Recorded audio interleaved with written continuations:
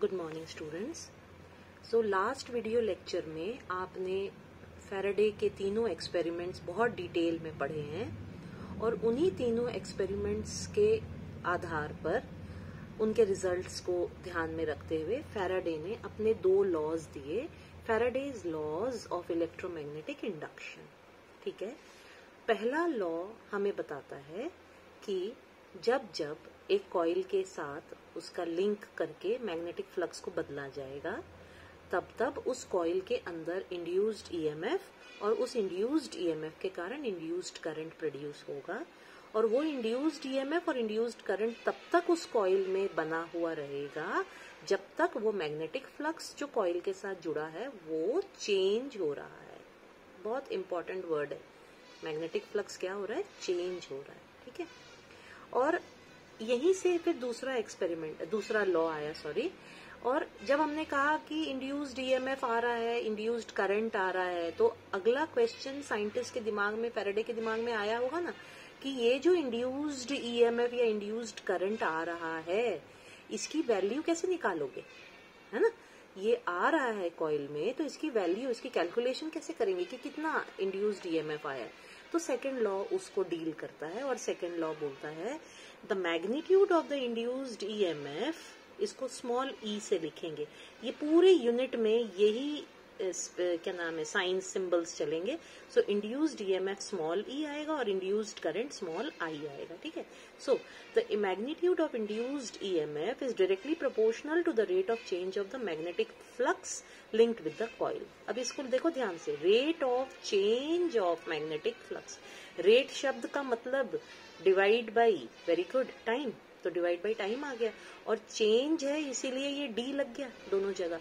So E, the induced EMF is directly proportional to the rate of change of magnetic flux, जो कि coil के साथ जुड़ गया हुआ है ना। तो नेचुरली ये प्रोपोर्शनैलिटी हटा करके जब आप कांस्टेंट लगाओगे तो SI के अलावा SI में भी और बाकी सारे यूनिट सिस्टम्स में ये देखा गया कि K की वैल्यू 1 आ जाती है।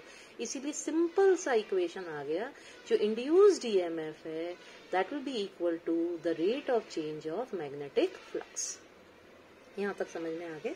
ठीक है, अब अगर आप दोबारा ध्यान से इस लॉ को देखो, ये लाइन देखो यहाँ पर, the magnitude of induced EMF, magnitude है ना, और इसके कारण करंट आएगा तो उसका भी क्या मिलेगा हमको, मैग्नीट्यूड मिलेगा।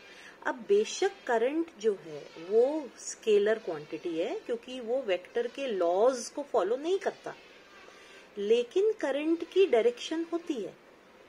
ठीक है, आपको पता है कि करंट जो है वो डायरेक्शन चेंज कर सकता है। आप ध्यान रखिए, याद करिए इस बात को कि जब हमने कहा था कि अगर यहाँ पॉजिटिव है और यहाँ नेगेटिव है ना, तो मान लीजिए बैटरी का सेल का एग्जांपल लेती हूँ, उसमें आपको ज्यादा अच्छे से समझ में आएगा कि ये आपका ऐसे है, सेल है और यहाँ रेजिस्टेंस लगा दिया। ठीक है ना, तो ये पॉजिटिव ये नेगेटिव होने के कारण करंट की डायरेक्शन पॉजिटिव से रेजिस्टेंस को क्रॉस करते हुए नेगेटिव में आएगी, है ना। ये करंट की डायरेक्शन हमने बताई थी।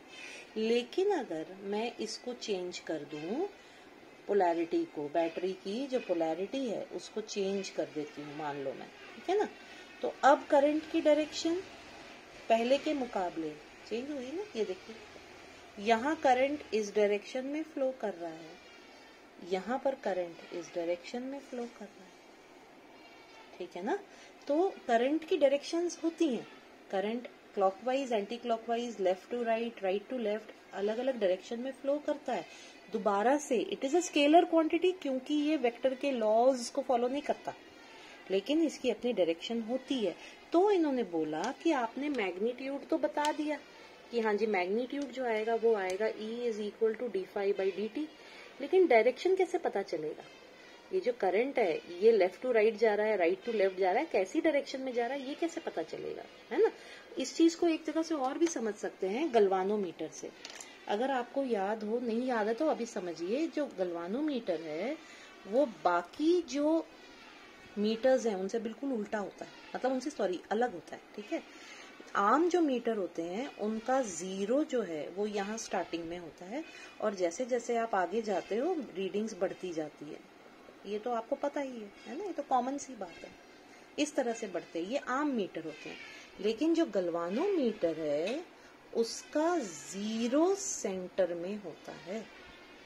उसका जीरो कहाँ होता है? सेंटर में। MCG यानी कि गलवानोमीटर, मूविंग कॉइल गलवानोमीटर, उसका जीरो सेंटर में होता है। ठीक है, यहाँ 30 लिखा होता है, यहाँ भी 30 लिखा होता है।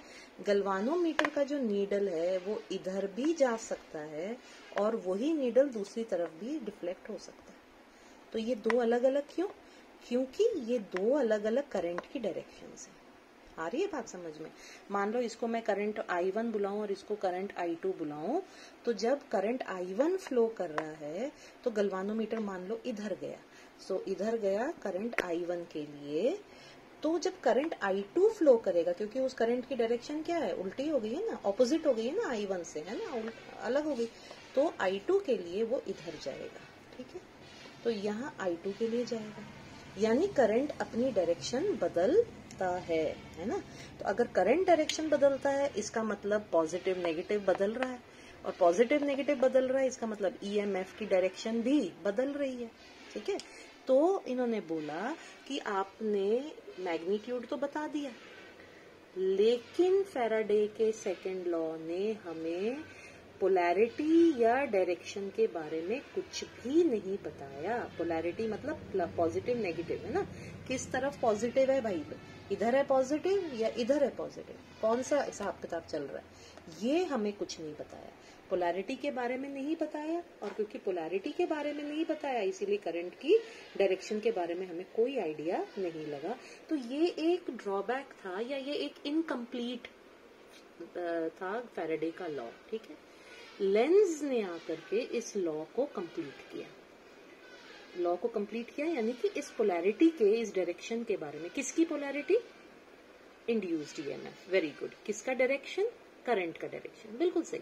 तो इस लेंजेस के लॉ ने हमें इस इनकम्प्लीट को कंप्लीट करते हुए बताया कि the direction of induced current या EMF is such that it will always oppose, ध्यान से देखिए, the change in the magnetic flux which is the cause of its production, है ना। ये शायद आपको लगे बड़ा भारी भरकम सा है, कुछ समझ में नहीं आ रहा है, तो इसको हिंदी में समझते हैं। ये इंड्यूस्ड EMF क्यों प्रोड्यूस हुआ? क्योंकि मैग्नेटिक फ्लक्स बदल रहा था, है ना। हमने पढ़ा ना पहले लॉ में कि इंड्यूस्ड EMF तब आएगा जब मैग्नेटिक फ्लक्स चेंज होगा, है ना। Whenever magnetic flux changes induced EMF is produced. यानी इंड्यूस्ड EMF का जन्मदाता कौन है? Changing magnetic flux. और ये इंड्यूस्ड EMF इस तरह से प्रोड्यूस होगा कि ये अपने ही जन्मदाता को हमेशा अपोज करेगा। ठीक है, और अपोज करेगा, इसीलिए लेंज ने यहाँ पर क्या लगा दिया? ये जो इक्वेशन फैराडे ने दिया था ना, इसमें ऑपोजिशन दिखाने के लिए कि ये अपने जन्मदाता को हमेशा क्या करेगा? अपोज करेगा। इसलिए लेंज ने यहाँ पर क्या लगा दिया? माइनस का साइन लगा दिया। ठीक है, और ये एक नया कंप्लीट इक्वेशन बन गया जो दोनों के कारण मिला था, इसीलिए इसको नाम दिया फैराडे लेंजेस लॉ। सो यहाँ मैग्नीट्यूड भी आ गया d∅dt, और ये डायरेक्शन भी बता दिया कि भाई मैग्नेटिक फ्लक्स जिस भी डायरेक्शन में होगा, इंड्यूस्ड EMF उसका उलट, उसको अपोज करते हुए, उसके विरुद्ध जाते हुए, अपने ही जन्मदाता के विरुद्ध जाएगा ये इंड्यूस्ड करंट या इंड्यूस्ड EMF। ठीक है, सो ये लेंजेस लॉ यहाँ से समझ में आया। अब हम एक्सपेरिमेंटली वेरीफाई करेंगे अगले पार्ट में, अगले उसमें हम एक्सपेरिमेंटली देखेंगे, खाली बोल के नहीं ना, लेंस की बात को समझेंगे एक्सपेरिमेंट के द्वारा।